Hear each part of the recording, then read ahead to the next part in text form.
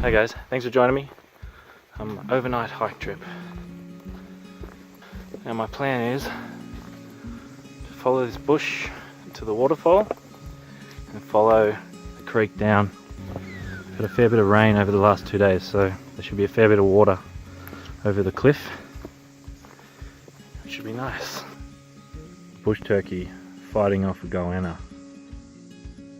Must be protecting its eggs.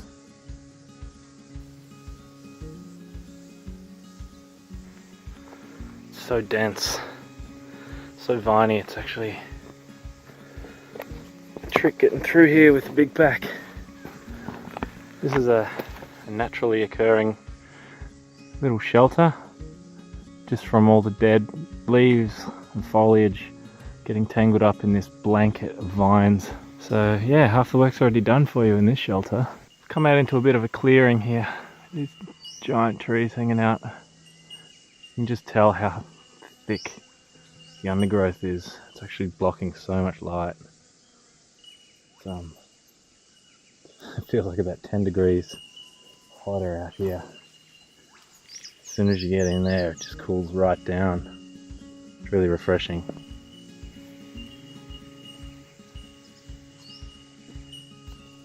I just love it out here. It's just so quiet. Now this palm here is actually really good thatching roofs for makeshift shelter. There's actually no holes in this section. It's like a roofing tile. As you can see, got some pretty vicious spikes, and they're very hard as well. I want to make a saw, bushcraft saw. See how effective it is. Let's test it out.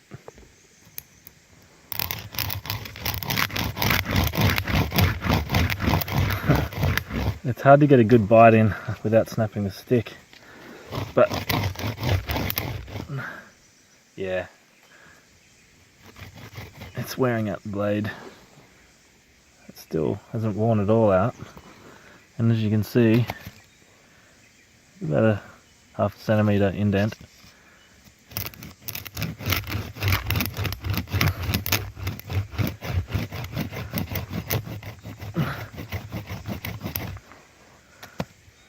Might be good for notching. I don't know about cutting something down though.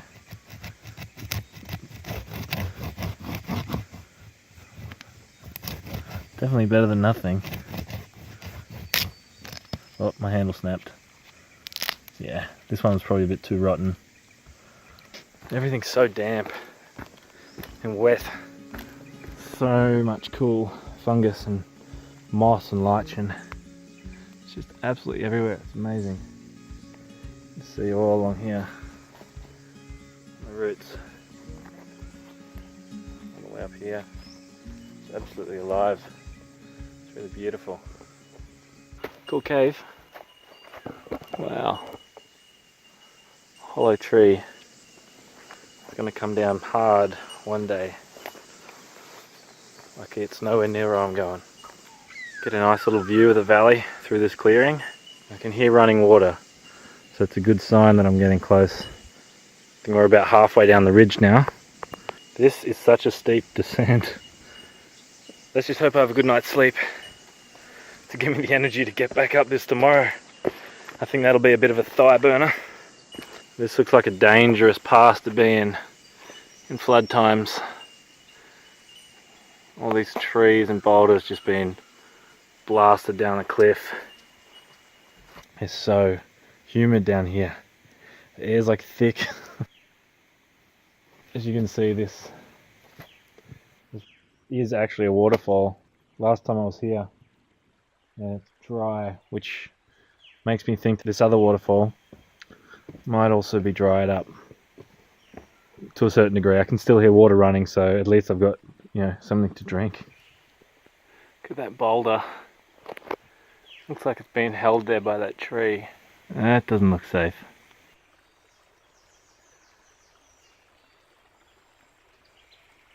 The last descent before we get to the creek.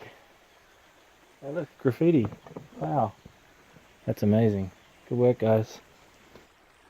This is a really pretty section right down into the jungle, right near the waterfall.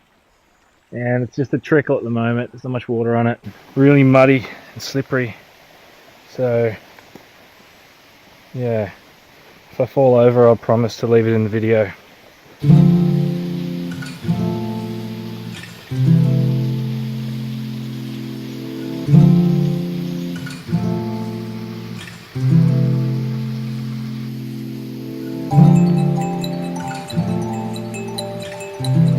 Now this is where it gets interesting. It's really difficult terrain here. Really slippery. All these boulders. Still got another 4 or 5 hours until the sun goes down. But as you can see, sunset is almost here in the valley.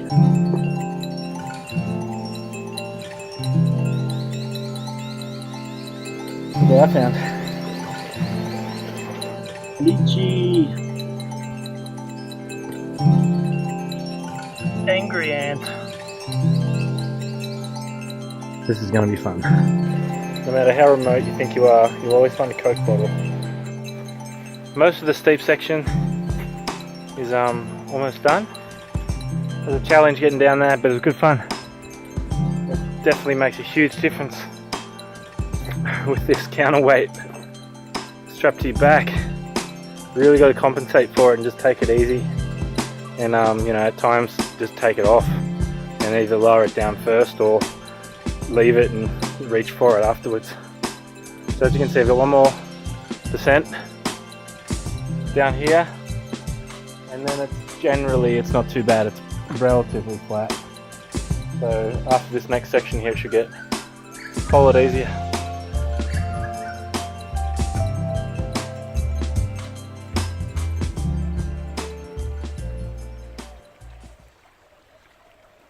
So I found this little spot for a break. I was getting really dehydrated and climbing over those rocks, scrambling around was really fatiguing.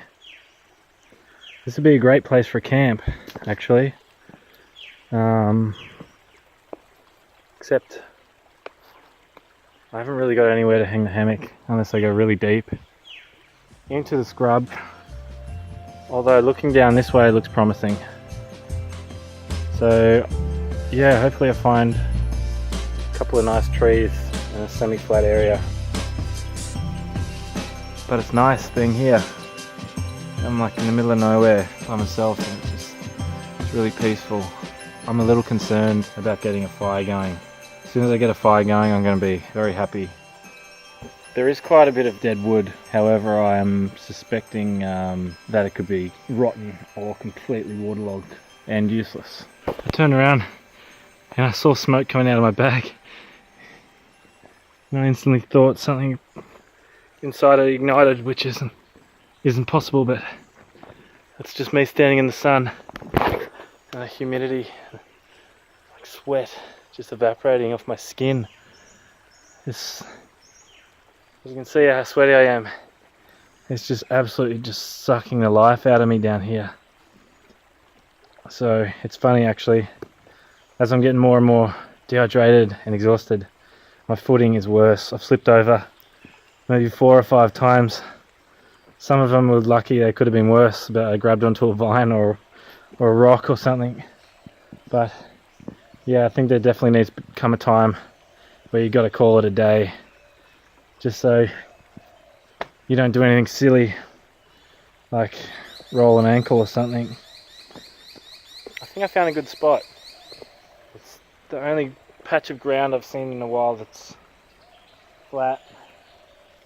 There are a few good trees, good distance apart for me to hang up a hammock, and not too far up the creek bed there's a sunny clearing, and I think it'll be an opportunity for me to get some semi-dry firewood.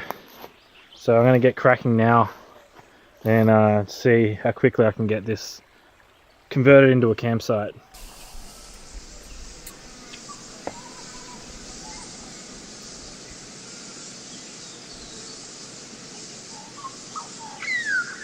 With hammock camping, when it gets cold, all your bedding and your blankets and your sleeping bag and everything else you've got compresses against your body. So what that does, it means that you've got cold air with very, very minimal insulation, and I've felt it, and it's not nice. No matter how much blankets you've got on you, getting cold from the underside up. I think it might get cold tonight, and I don't have an underquilt. I've just got a sleeping bag that's a tropical sleeping bag. There's a little drinking hole that I'm going to fill up from. There's my hammock there, so it's nice and close.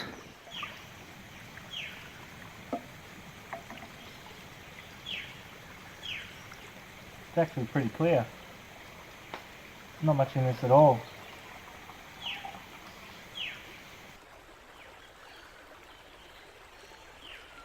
I found this creek bed with all this timber.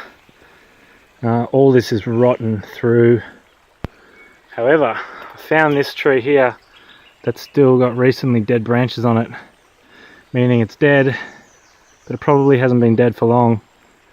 And I've chopped a bit off, and it seems pretty dry in the center. So this fallen tree could actually be a bit of a win for me. So I'm going to process it, and I'm going to get my fire started. I managed to get enough, I think. So now I'm just getting rid of that dead, wet layer of bark. Hopefully expose some of the drier insides of the timber. So what I'm going to do is lay a bed of these larger timbers, and what that'll do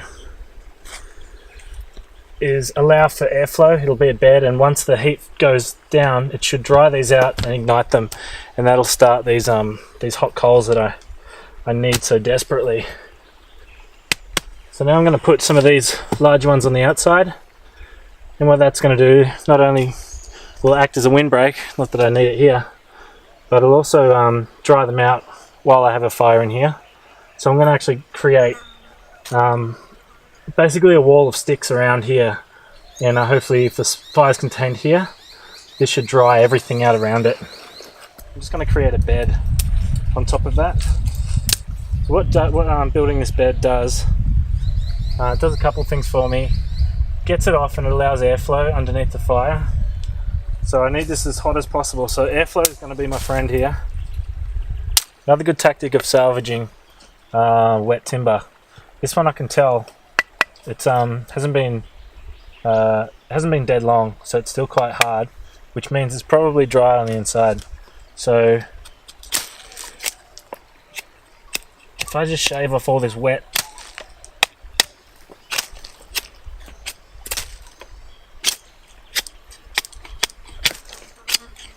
you can tell that's dry timber. And another way you can do it for kindling, oh, something bit me. It's called a feather stick. So just with your knife, just create really fine shavings. When trying to light a fire in the wet, the key is persistence. There's a lot of work that goes into your preparation for a wet fire, but if you don't put the effort in, you're going to have either no fire or a fire that won't last long at all and won't sustain those really hot coals that's needed to keep a fire going for hours. What I want to do now is process as much firewood, tinder and kindling as I can to have it ready. I like having everything all pre-processed and broken up. Everything's ready to go right at hand. Just makes fire lighting really simple. But it's starting to get really dark in here. I think I've got all my my firewood prep. Fingers crossed it's going to get me out of trouble. I guess we'll see. Worst case scenario, I'm just going to have to scrounge around last minute and try and find sticks and stuff to fill it, just some kindling. But I think we should be okay. I'm going to show you my little cook kit I bring for this hike. This is a titanium 750ml little container with a lid. Inside it I've got steel wool and a sponge. I've got a little hip flask full of olive oil, chicken stock cube, a mini salt and pepper shaker, a decent sized bag of coffee. I've got a tea bag. I've got these little tabs, and you add like a little bit of water to them and ravel them out, and they're essentially a cloth. I've got a GSI Java coffee filter, which I use for pre-filtering debris out of my water. I got a couple toothpicks and a length of wire. This is for hanging pot over the fire. I've got a mug in here as well, titanium mug, and a bag of protein powder, hydrolyte, and I'm going to add that to the remaining bit of my water just to replenish some of those salts that I've sweated out all day. So what I've got here is my grill, and it's a tube full of all pieces of the grill. Huge downside is it's so fiddly to put together, so this is going to take me a while.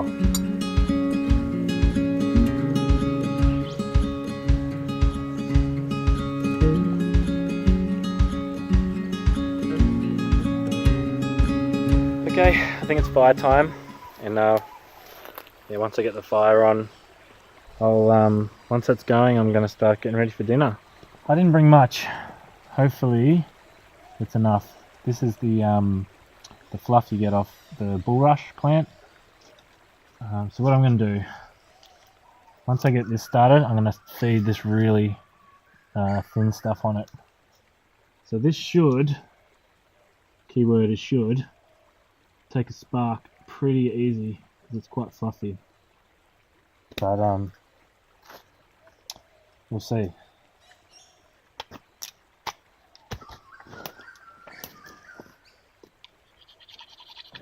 What I do with these ferrocerium rods, I usually just basically clean them up first, and I guess that's priming them. So when you do strike it, you get quite a good bite into it. All right, so let's see how this goes. I'll be really careful not to knock this structure down. I actually had this in my pocket for a while today, so hopefully it hasn't picked up too much of the moisture from my body.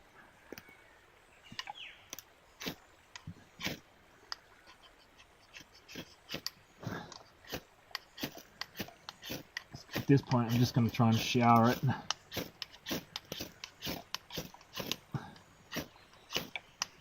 The thing I'm fighting the most here is the damp air.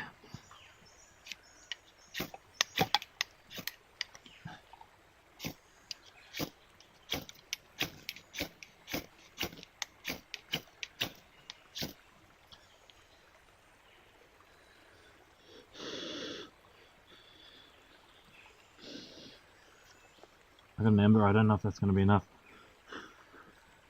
No, I want a spark. Let's try this again.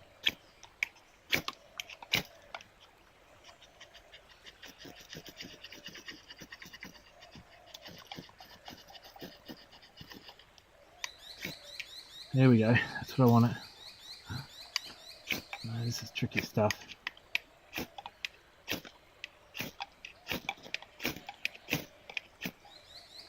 Yes.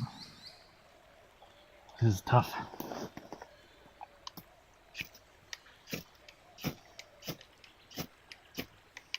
I've got plenty more of this stuff, so just patience at this point is the key.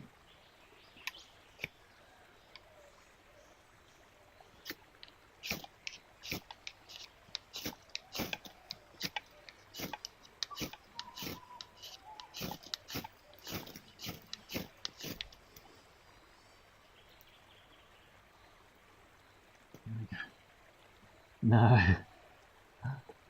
very rarely is the case when you get a spark and it goes out like that. Usually in normal conditions, you get a spark like that and it's on. It's an inferno. It just goes to show how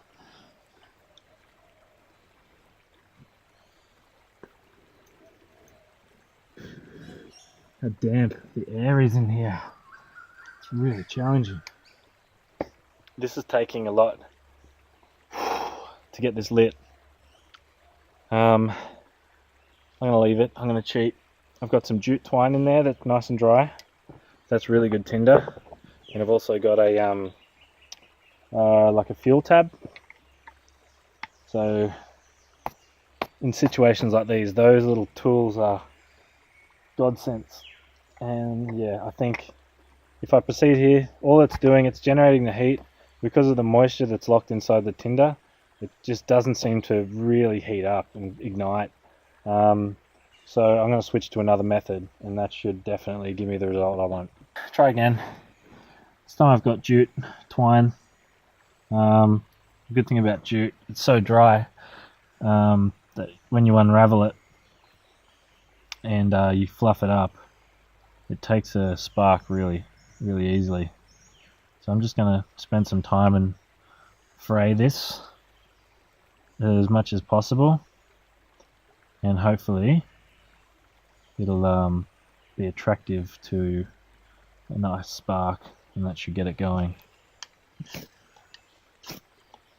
Here we go.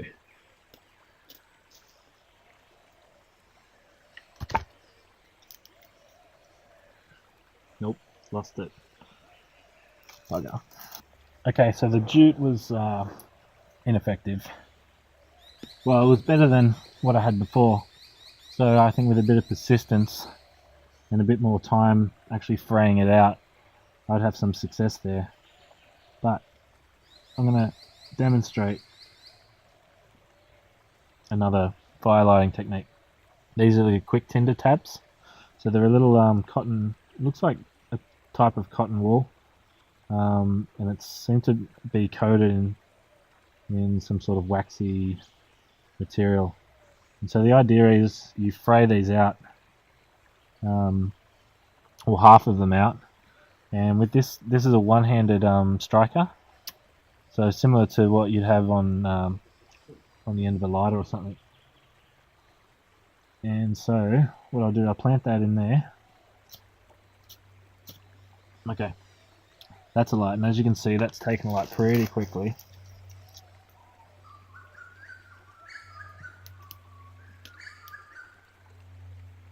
So now it's delicately, here we go. Now all these little sticks, these little dry sticks, hopefully they're dry enough. It's bush turkey. Come and say hello.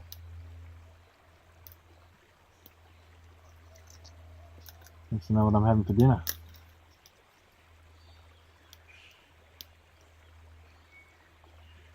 Look at him.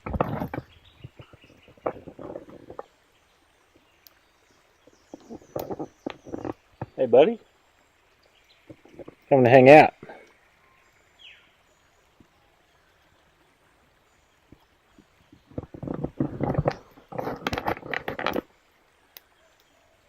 Alright, this fire is still pretty weak. You can tell just how dense and wet the air is when little sticks like this take this long to actually ignite. It just goes to show how challenging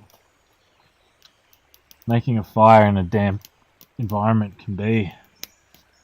And I'm lucky that I've got these redundancies, and even after this I've got surefire ways like you know, stormproof matches and things like that, which, you know, I think it's important not to always have redundancies, because you never know how urgent I needed this fire and what circumstances I might be in. Great example why I try to steer away from camouflage coloured gear. This is starting to get a nice amount of heat generated in it. I can still see that bush turkey behind me pecking away. Doesn't seem too phased that I'm here. I'm smoking you out, bush turkey. Smoky fire. So damp. A lot of that steam, just from the moisture content inside the sticks. You can actually feel it building up moisture on the inside of my hand. So that's a really slow burn. That's gonna take a long time to get hot. So So what I'll do in the meantime is just put some of these damp sticks around, and hopefully it should start drying them out so I can use them a bit later. Once this gets a nice bed of embers, I'm going to start cooking on it. Another reason I chose this place for fire is it's in the roots of this fig tree. That acts as not only a windshield, but also it pushes the radiant heat back. And look, I've got a scavenger after my dinner. But on the plus side, I've got a small bed of coals underneath. So that's, you know, it's kind of at a good stage now where I am getting that heat through. I just really have to babysit it. So now that I'm not so busy, I can actually take in how gorgeous this place is. It's so dense down here. It feels really weird. It feels so dark, but it's still, the sun probably hasn't even set yet. I can still see the sun hitting the top of these trees. Felt like it set hours ago.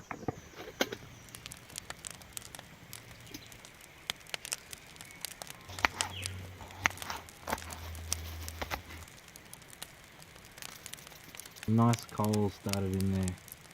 So this is good. This is the heat that I wanted.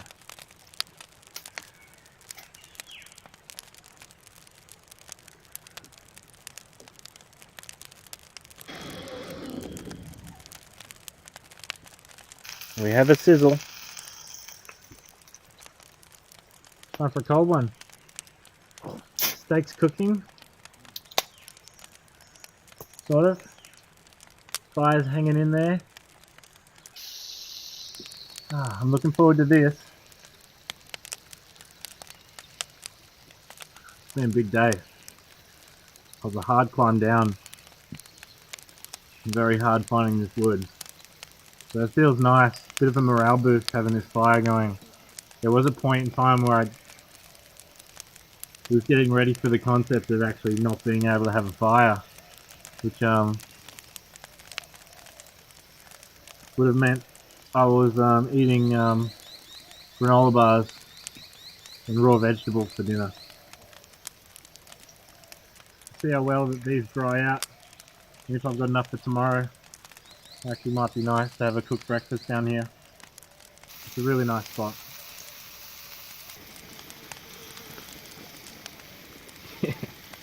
Steak is definitely burnt. It's not too bad. Well, when I say burnt, I mean not perfectly medium rare. So, still going to be good. Here we go. Veggies! They look good. There we have it. Steak and veg. And beer. Fire's still going. Now it's got that hot bed of coals, it's kind of self-sufficient. And it seems to be eating out those logs that are drying, which is good. It's almost self-feeding. I'm getting really hungry. Potatoes are cooked perfectly. Add chicken stock to the water.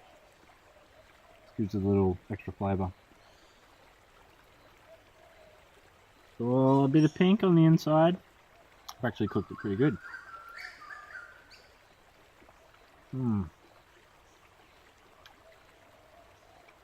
That's so good. I don't know what it is about campfire steak.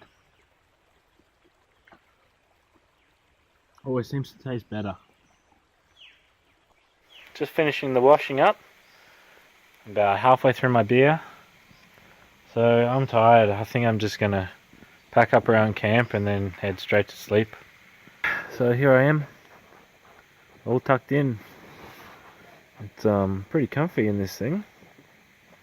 So you know, it's really quite still and nice out here though. So I think I'm gonna have a lovely sleep. Good morning. Just got up. I had an okay sleep. I managed to get a few good hours in, which is nice.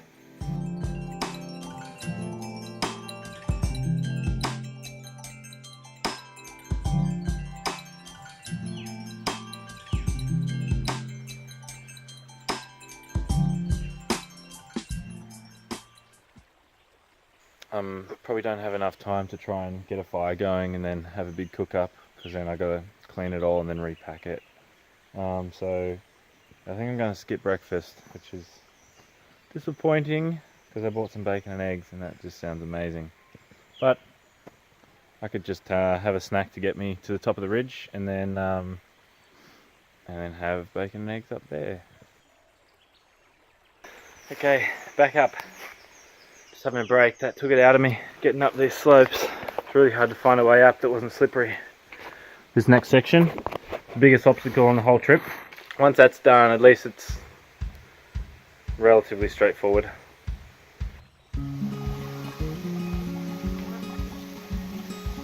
I made it back to the waterfall. That was really tricky. But this is the end of those real boulderous parts. Just got a really steep incline section and then it's flat. Actually get a breeze here. It's really welcoming.